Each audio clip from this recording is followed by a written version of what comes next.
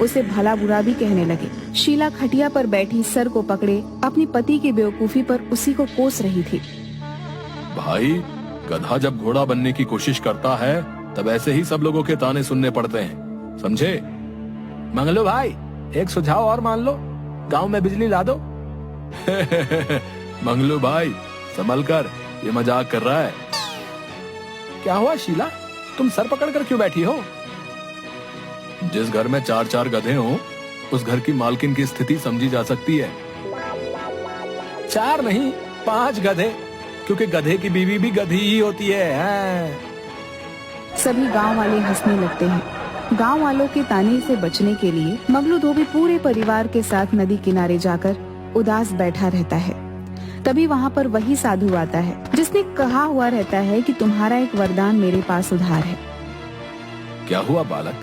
इस तरह एकांत में सब परिवार उदास बैठने का कारण जान सकता हूँ क्या? महात्मा साधु जी, कृपया हमें वर दें कि किसी तरह से मेरा वॉशिंग मशीन चलने लगे। ये लो बच्चा त्रिशूल, इसे मशीन में लगा देना। ये सूर्य, तारों और ग्रहों से एनर्जी लेकर वॉशिंग मशीन चलाएगा। जा बच्चा, कल्याण हो जाएगा, जा। मंगलू धोबी की इच्छा के अनुसार साधु वर देकर चला जाता है। गांव लौटकर मंगलू वॉशिंग मशीन में त्रिशूल फिट कर देता है और स्विच ऑन करता है। वॉशिंग मशीन चलने लगती है। उसकी आवाज सुन गांव के लोग इकट्ठे हो जाते हैं। भाई मंगलू, मुझे माफ कर दो, तुमने वॉशिंग मशीन चलाकर सचमुच साबित कर दिया कि गधे तो हम मजाक उड़ाने वाले रह गए। तुम तो घोड़ा बन हमसे कहीं आगे निकल गए भैया। मंगलू, हम आज सचमुच शर्मिंदा हैं। तुम हम लोगों से कहीं अधिक होशियार हो। आज मंगलू और उसके परिवार ने साबित कर दिया कि ये हमारे गांव के रत्न है, रत्न। मैं तो यूं ही नेता हूँ, गांव के असली नेतृत्व करने वाला नेता तो हमारा मंगलू है। मंगलू धोबी का अब गांव में रौब हो जाता है। वो जहाँ जाता है सेलिब्रिटी की तरह उसका स्वागत होता है। अगल बगल के गांव में उसकी स्पीच सुनने के लिए हजारों की भीड़ लग जाती है। अब गांव के साथ साथ नजदीक गांव के कई रईस परिवार उसके ग्राहक हो जाते हैं और मशीन से धुला कपड़ा पहनने में शान महसूस करने लगते हैं। धीरे धीरे मंगलू धोबी अमीर हो जाता है। दूसरे गांव के शातिर चोर खिरजू और बिरजू एक दिन मंगलू की वॉशिंग मशीन चोरी कर लेते हैं।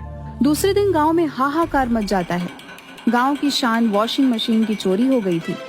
कुछ महीनों में फिर से मंगलू के परिवार की स्थिति पहले जैसी हो जाती है। खिरजू, हमने मशीन तो चोरी कर ली, पर ये चलेगा कैसे? साला, हम लोग 3 महीने से इसे चलाने की कोशिश कर रहे हैं। त्रिशूल को लगता है घुमाना पड़ेगा। रुको, आज मशीन हम चला कर रहेंगे। जैसे ही त्रिशूल खिरजू घुमाता है, वॉशिंग मशीन का ढक्कन ओपन हो जाता है और खिरजू एवं बिरजू दोनों को अंदर खींच लेता है और उन्हें गोल गोल घुमाना शुरू कर देता है। अरे बाप रे, अरे कोई बचाओ हमें, अरे उल्टी हो रही है, अरे चक्कर आ रहा है, अरे कोई तो रोको इस मशीन को। अब हम चोरी कभी नहीं करेंगे, बचाओ। खिरजू, तू मुझे दुलत्ती क्यों मार रहा है? अरे मैं क्यों मारूंगा, अरे हमें तो उत्तर दक्षिण पूरब पश्चिम सब एक लग रहा भैया। अरे बस करो मशीन देवता, अरे मैं तुम्हें मंगलू धोबी के यहाँ खुद लेकर जाकर रख दूंगा। अबे बिरजू, तू भी कुछ बोलेगा या सिर्फ मैं ही माफी मांगता रहूं? हाँ, मशीन देता, हम दोनों मंगलू धोबी से नाक रगड़ कर माफी मांगेंगे। चोरी तो दूर, अपना सामान भी 4 बार सोच कर छुएंगे। तभी एकाएक वॉशिंग मशीन रुक जाती है। खिरजू और बिरजू दोनों इलाज कराने के बाद तुरंत मंगलू के घर वॉशिंग मशीन लेकर पहुंचते हैं और उनसे माफी मांगते हैं। दोनों को पुलिस ले जाती है। गांव में फिर से बाहर आ जाती है। मंगलू धोबी की स्थिति फिर से अच्छी हो जाती है, लेकिन और धोबियों की हालत खराब हो जाती है। मंगलू को ये अच्छा भी नहीं लग रहा था। एक दिन फिर वह नदी किनारे से गुजर रहा था कि वही साधु फिर से उसे मिलता है। कैसे हो बच्चा?